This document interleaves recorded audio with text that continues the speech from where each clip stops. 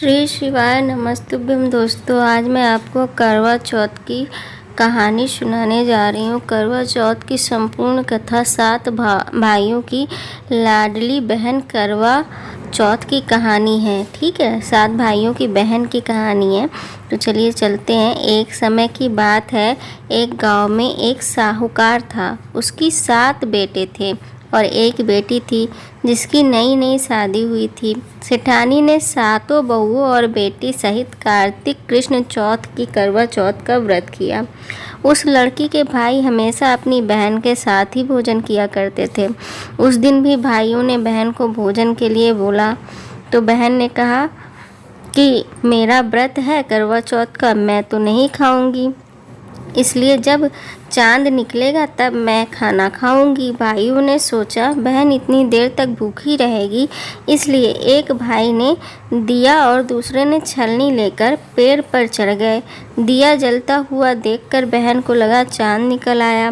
तभी बहन ने भाभी से आकर कहा, देखो भाभी, चांद निकल आया। तब भाभी लोग बोली कि बहन, चांद तो तुम्हारे लिए ही निकला है, हमारा चांद तो रात में निकलेगा। भाभियों को पता था अपने आदमियों की कहानी कि ये लोग जो है बहन को भोजन खिलाने के लिए ऐसा कर रहे हैं। ठीक है, चांद देख के अकेले ही भोजन ग्रहण करना प्रारंभ कर दिया। तो पहला कौर जब खाया तो उसमें बाल आ गया। दूसरा खाने लगी तो ससुराल से बुलावा आ गया कि जमाई राजा बहुत बीमार है, सो बहू को जल्दी भेज दो। माँ ने जैसे ही कपड़े निकालने के लिए बक्सा खोला बेटी को देने के लिए, तो उसमें से कभी नीला कपड़ा निकले, कभी काला, कभी सफ़ेद कपड़ा निकले।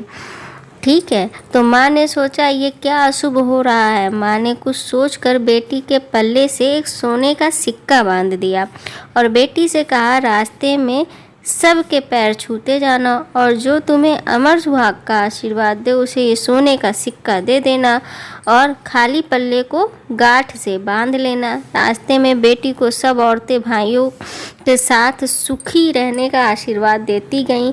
किसी ने सदा सुहागन का आशीर्वाद नहीं दिया। ससुराल के दरवाजे पर पहुंचते ही पलने पर जेठ की लड़की सो रही थी। ठीक है, उसका जब बहू ने पैर छुआ तो उसने कहा कि तुम सदा सुहागन रहो, तुम्हारी 7 औलादें हों। बहू ने उसे सोने का सिक्का दे दिया और अपने पल्ले को दोबारा से गांठ बांध लिया। अंदर गई तो पति मरा पड़ा था। बहू ने अपने मरे पति को यह संस्कार के लिए न ले जाने के लिए अपनी माँ से कहा कि अंतिम संस्कार के लिए मेरे पति को नहीं ले जाना है।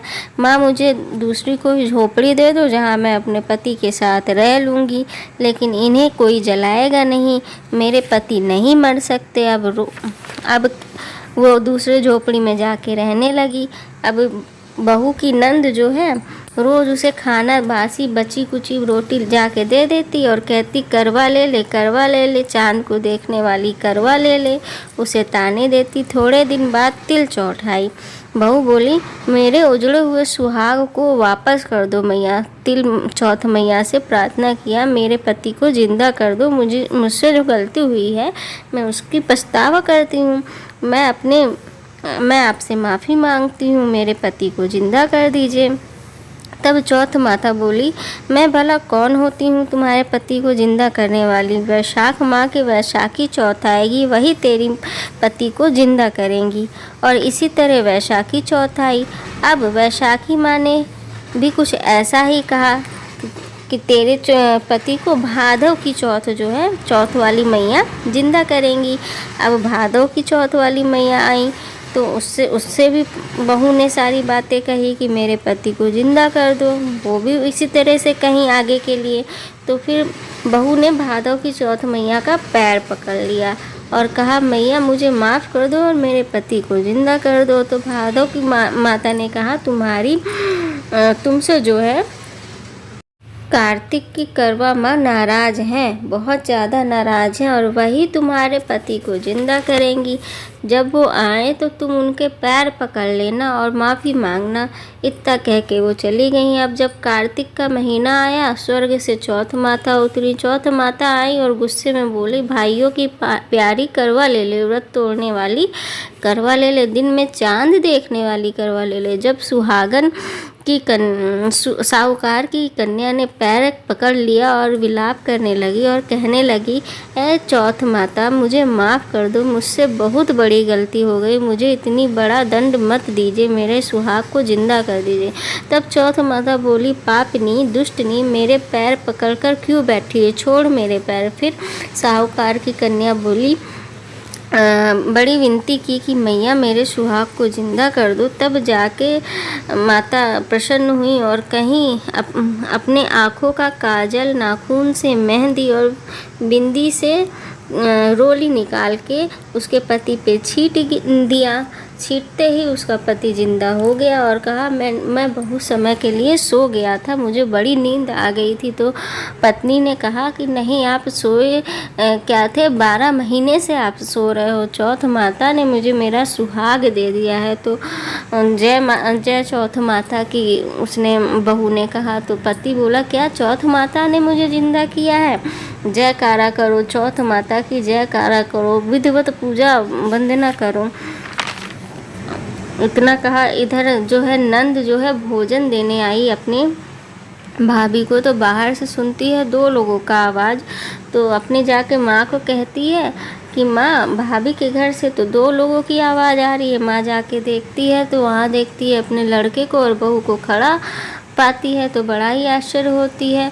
तो बहू से पूछती है, ये सब कैसे हुआ। तो बहू बताती है कि माता रानी ने हमें हमारे पति को वापस कर दिया है, चौथ माता ने हमें वापस कर दिया है। अपने सास के पैर छूती है तो सास कहती है, ये बात तो सही है, सुहागन का वरदान भी देती है, लेकिन अब लोगों को कैसे यकीन दिलाया जाएगा कि ये चीज़ें चौथ माता ने किया है। तो बहू कहती है, यदि मैं उल्टा कर दूंगी तो पति मेरे मर जाएंगे, और सीधा करवा करूंगी तो पति मेरे जीवित हो जाएंगे। यही चीज़ें इसी से हम बता सकते हैं कि हमारे पति जो है करवा मैया ने दिया है, करवा चौथ मैया ने दिया है। तो सबको ढिंढोरा पिटाया जाता है, गांव वालों को, और बुलाया जाता है कि आ जाओ, देखो इनका पति जिंदा हो गया है, बहू का पति जिंदा हो गया। तो सब माता रानी का चमत्कार देखते हैं।